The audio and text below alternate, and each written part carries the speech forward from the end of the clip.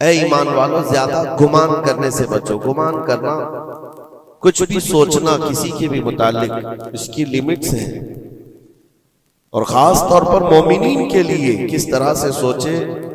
ایسا نہیں ہے کہ تم اپنی عقل کے پردوں کو یا اپنے دماغ کے گھوڑے کو دوڑاتے رہو، جو چاہے من میں آئے جس کے بارے میں سب سوچتے رہو. قرآن نے تو اس پر پابندی لگائی، اے ایمان والو زیادہ گمان کرنے سے بچو. ولا تجسسوا، اور کسی کی ٹوہ میں مت لگے رہو. تجسس کس کو کہتے ہیں؟ جاسوسی کرنا. کون کہاں جا رہا ہے، کہاں سے آ رہا ہے، اس کے گھر میں کتنے لوگ ہیں، کس وقت ان کے گھر میں کیا کیا ہوتا ہے، تمہیں اس کے بارے میں اللہ نے حکم نہیں دیا. لیکن بھائیوں کی ٹوہ میں لگے رہنا بہت بڑا گناہ ہے، گناہ کبیرہ میں ہے. وَلَا يَغْتَبْ بَعْضُكُمْ بَعْضًا، اور آیت کا یہ تیسرا حصہ ہے. اور اپنے بھائیوں کی غیر موجودگی میں ان کی غیبت نہ کرو، ان کے خلاف باتیں نہ کرو. اور رب تعالیٰ فرماتا کیا تم میں سے کوئی یہ پسند کرتا ہے کہ اپنے مرے ہوئے بھائی کا گوشت کھائے؟ جو غیبت کرتا ہے گویا کہ وہ اپنے مرے ہوئے بھائی کا کچا گوشت کھاتا ہے. اور غیبت کے متعلق بہت سارے لوگوں کو ایسا لگتا ہے ارے میں تو پیٹھ پیچھے کیا سامنے منہ پہ بھی یہی بول سکتا ہوں. یہ باتیں جو کہتے ہیں، غیبت کا مطلب یہ نہیں ہے کہ صرف پیٹھ کے پیچھے بولنا، منہ کے سامنے بھی ایسی چیز بولنا جو اس کو بری لگے، وہ غیبت ہے، وہ بھی حرام ہے. یہ تین چیزیں اس آیت کے اندر ہیں. ایک بدگمانی کرنا، دوسرے جاسوسی کرنا، اور تیسرے غیبت کرنا. اس کے اوپر اگر میں گفتگو کروں بہت طویل ہو جائے گا، لیکن یہ پورے معاشرے کے لیے زہر ہلال ہے، زہر قاتل ہے. یہاں سے سوسائٹیاں ٹوٹ جاتی ہیں، رشتے ختم ہونے لگتے ہیں. بدگمانی کرنا، شک کرنا، یہ ایک اسی کی قسم ہے. ظن اس کو عربی میں کہا گیا ہے گمان، یعنی کسی کے متعلق گمان کرنا. دیکھیں دنیا میں جو چیز دکھ رہی ہے ضروری نہیں ہے کہ وہ ویسی ہی ہو. ہر چمکنے والی چیز ہیرا نہیں ہوتی، اور ہر کالی دکھنے والی چیز کوئلہ بھی نہیں ہوتی. دونوں میں بڑا فرق ہے. حقیقت کچھ اور ہو سکتی ہے، لیکن بغیر کسی تحقیق کے یا بغیر تمہیں یقین کے گمان کر لینا، یہ تمہیں بہت بڑے گناہ میں لے جائے گا، بہت بڑے گناہ میں. اب گمان کی قسمیں بھی میں آپ کو بتاؤں گا. اس سے قبل میں آپ کو بتاؤں سیدنا جنید بغدادی رضی اللہ تعالیٰ عنہ جو سید الطائفہ ہیں، ولیوں کے سردار ہیں، اپنے زمانے کے قطب، گھر میں بیٹھے ہوئے تھے. بڑے آپ گھر سے بھی مالدار تھے، بہت سارے لوگ اپنی ضرورت لے کر کے آتے تھے. دوپہر کا وقت تھا، ایک مانگنے والا آپ کے دروازے پر آیا. آپ کو جو دینا تھا وہ دے دیتے، لیکن آپ نے اس کو خیرات دینے کے وقت دل میں یہ سوچا کہ ہٹا کٹا آدمی ہے، کما کر کھا سکتا ہے، اس کو یہ بری لت کہاں سے پڑ گئی، یہ کیسا آدمی ہے. بہرحال اس کو جو خیرات دینی تھی دے دیا. وہ بندہ چلا گیا، خیرات لے کر چلا گیا. آپ واپس اپنے گھر آئے، اور جیسے ہی آپ آئے نیند لگ گئی، آپ سو گئے. آپ کے سونے کے بعد آپ نے خواب دیکھا کہ میدان محشر قائم ہو چکا ہے، حساب کتاب ہو رہا ہے، لوگوں میں نفسا نفسی کا حال ہے، فرشتے کچھ کو پکڑ کر لے جا رہے ہیں، کچھ کا حساب کر رہے ہیں. اور جب حضرت جنید بغدادی کا نمبر آیا تو دو فرشتے بہت بڑی تھال لے کر کے آئے جس میں کچا گوشت تھا اور خون ٹپک رہا تھا. جنید بغدادی سے کہا گیا کہ یہ لو، اس کو کھاؤ. تو حضرت جنید بغدادی نے کہا کہ کیا مجھے نہیں جانتے؟ میں جنید ہوں. میں نے ایسا کون سا گناہ کیا کہ مجھے اس کی سزا یہ دی جا رہی ہے؟ فرشتوں نے کہا اے جنید، کیا اپنے مومن بھائی کے بارے میں آج دن میں آپ نے برا گمان نہیں کیا؟ جو آپ کے دروازے پر آیا اس کے متعلق آپ نے بدگمانی نہیں کی؟ تو حضرت جنید بغدادی رضی اللہ تعالیٰ عنہ بچھک کر کے اٹھ گئے، خوف کے مارے نیند کھل گئی. اور اس کے بعد بے قراری اتنی آئی کہ ہاں میں نے تو گمان اس کے متعلق غلط کیا تھا. تھوڑا سا ایسا بھی نہیں ہے کہ وہ چور ہے، ڈکیت ہے، ڈاکو ہے، یہ بھی نہیں، صرف اتنا سوچا تھا کہ ہٹا کٹا آدمی ہے، مانگتا کیوں ہے۔ حضرت جنید بغدادی اپنے گھر سے نکلے اس فقیر کو ڈھونڈنے کے لیے کہ جو میرے گھر آیا تھا، اور اس کے بعد ڈھونڈتے ہوئے اس کے پاس پہنچ گئے، جا کر کے اس سے معافی طلب کی، کہا کہ آج تو جو گھر پر آیا تھا میں نے تیرے متعلق یہ گمان کیا تھا کہ تو ہٹا کٹا آدمی ہے اور مانگ کر کھا رہا ہے۔ تو اس کے بعد اس شخص نے جو جواب دیا وہ حیرت میں تھا۔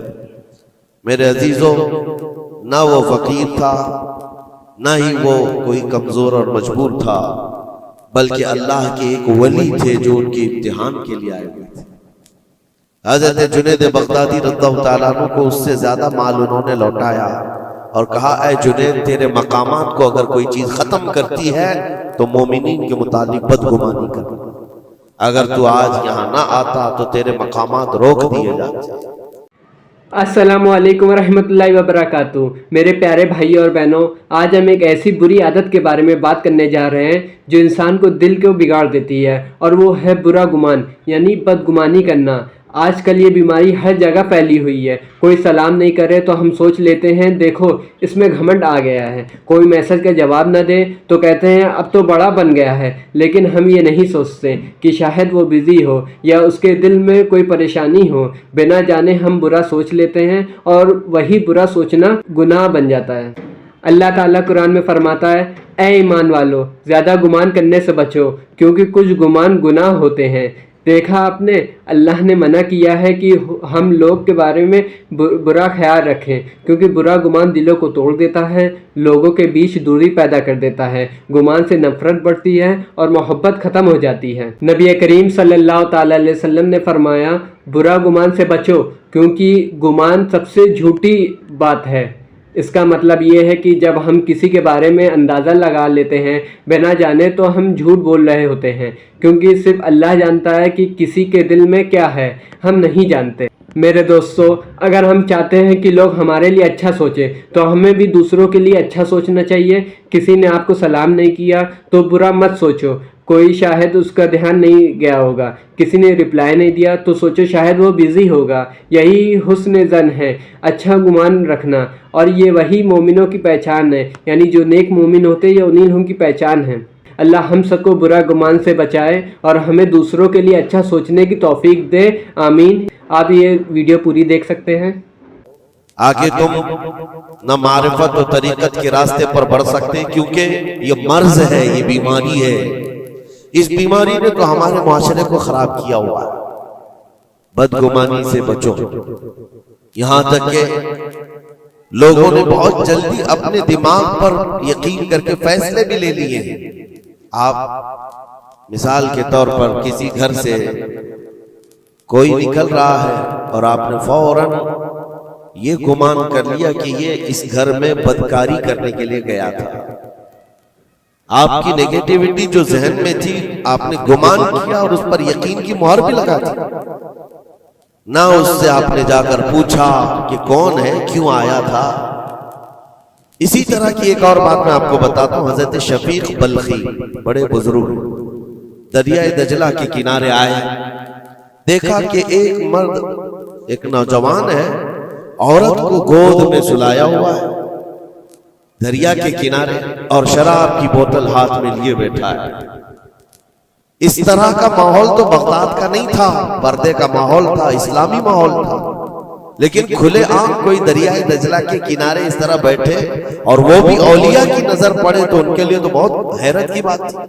حضرت شفیق بلخی نے دیکھا، کہا ہائے افسوس زمانہ کہاں آ گیا، لوگ کھلے عام عورتوں کو لے کر باہر سونے میں باہر مزے کرنے لگ گئے، اور کھلے عام اب شراب بھی پی جانے لگی، شراب بھی پی جا رہی ہے، خود بھی پی رہا ہے، اس عورت کو گود میں تھوڑا تھوڑا سا پلا بھی رہا ہے۔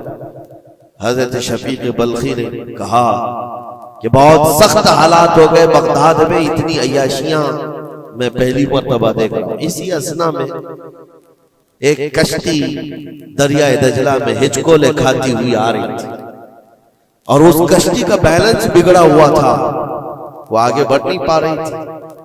ادھر ادھر کرتے کرتے اچانک وہ کشتی پلٹ گئی. اس میں 10 لوگ سوار تھے, سب کے سب دریا میں ڈوب گئے. یہ جو نوجوان کنارے پر بیٹھا تھا, اس عورت کو جو گود میں لیے بیٹھا تھا, عورت کو اٹھایا اور اس کو سائڈ کیا, بھاگتا ہوا گیا دریا کے پاس. یوں ہاتھ ڈالتا تھا, ایک آدمی کو نکالتا تھا اور باہر کرتا تھا. نہ اس کے پاؤں پانی میں ڈوبتے تھے. یوں سمجھ لیں کہ جیسے دریا میں کوئی کھڑا ہے اور اپنے ہاتھ ڈال ڈال کر کے نکال رہا ہے. 9 آدمیوں کو اس نے اپنے ہاتھوں سے دریا سے نکالا اور باہر کیا, اور اس کے بعد ایک آدمی بچ گیا تھا. اس نوجوان نے حضرت شفیق بلخی کی طرف دیکھا جو وہیں کھڑے تھے. کہا کہ اے شفیق بلخی, میرے بارے میں بہت کچھ تم نے سوچا دل میں, 9 تو میں نے نکال دیا, ایک آپ نکال دیا. یہ جو جان بچایا ہے میں نے, اور رب تبارک و تعالیٰ نے فرمایا جس نے کسی ایک کی جان بچائی اس نے پوری کائنات کی جان بچائی, پوری دنیا کی جان بچائی. میں نے تو 9 کو بچایا, آپ ایک بچاؤ.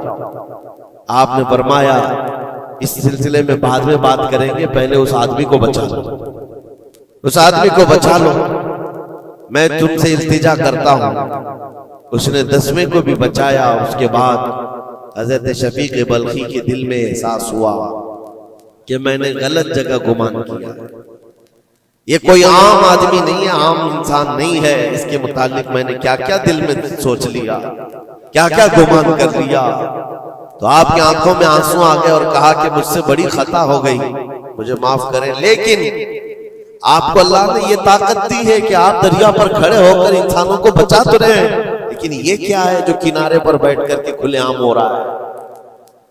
کنارے دریا کے بیٹھ کر یہ کھلے عام کیا ہو رہا ہے؟ اس نوجوان نے کہا شفیق بلخی یہ بھی میں بتاتا ہوں, وہ گود میں پڑی ہوئی عورت کوئی عام عورت نہیں, میری معذور ماں ہے, بیمار ہے, اور اس کو دریا کے کنارے لانے کا حکیموں نے حکم دیا. اور میرے ہاتھ میں جو بوتل ہے یہ دوا کی بوتل ہے, اس کو ہر آدھے گھنٹے پر پلایا جاتا ہے. میں بھی پیتا ہوں اور میری ماں کو پلاتا ہوں. صرف علاج کی غرض سے میں یہاں پر بیٹھا ہوا ہوں. اور آپ نے اپنے دماغ میں کیا کیا سوچ لیا کہ بغداد تباہ ہو گیا, عیاش ہو گیا, نوجوان عورتوں کو لے کر آ کے بیٹھنے لگ گئے, شراب پینے لگ گئے. میرے عزیزو یہ بہت بڑے ولی کامل کی بات کر رہا ہوں, حضرت شفیق بلخی. لیکن ان کو خطا کا احساس ہوتا تو وہ روتے, گڑ گڑاتے اور توبہ بھی کرتے. ہمارے تو حالات ایسے ہیں کہ ہم نے تو بلڈنگیں بنا لی اپنے گمان پر, عمارتیں بنا لی, فلاں کے متعلق ایسے ایسے معاملات ہیں, اور اسی پر ہم عمارتیں بنانا شروع کر دیتے ہیں, جبکہ ہمارے پاس یقین کے لیے ایک دلیل بھی نہیں ہوتی. میرے عزیزوں, بدگمانی سے بچنے کے لیے قرآن کہتا ہے یا ایھا الذین آمنوا اجتنبوا کثیرا من الظن, اے ایمان والو زیادہ گمان کرنے سے بچو, حرام ہے اور کبیرہ گناہ ہے. یہاں تک کہ فرمایا گیا کہ بدگمانی کرو گے مومنین کے متعلق, کل قیامت کے دن فیصلہ ہوگا, اور اگر تمہارا گمان غلط نکلا تو ساری نیکیاں تمہاری اٹھا کر اس بندے کو دی جائیں گی. ماشاءاللہ, آپ نے مفتی سلمان نظری کی یہ بیانات پورے دیکھ لیے. امید کرتے ہیں آپ کو ویڈیو پسند آئی ہوگی. اس ویڈیو سے ہم لوگ کو یہ سبق ملتا ہے کہ دوسروں کے بارے میں اچھا سوچیں, کسی کے بارے میں بدگمانی نہیں کریں. جیسا آپ اپنے لیے سوچتے ہیں ویسا آپ کو دوسرے کے لیے سوچنا ہے. امید کرتے ہیں آپ کو ویڈیو پسند آئی ہوگی. اگر ویڈیو پسند آئی ہو تو ویڈیو کو لائک کر دیجئے اور چینل کو سبسکرائب کر دیجئے. تو ملتے ہیں اگلی ویڈیو میں, تب تک کے لیے السلام علیکم ورحمۃ اللہ وبرکاتہ.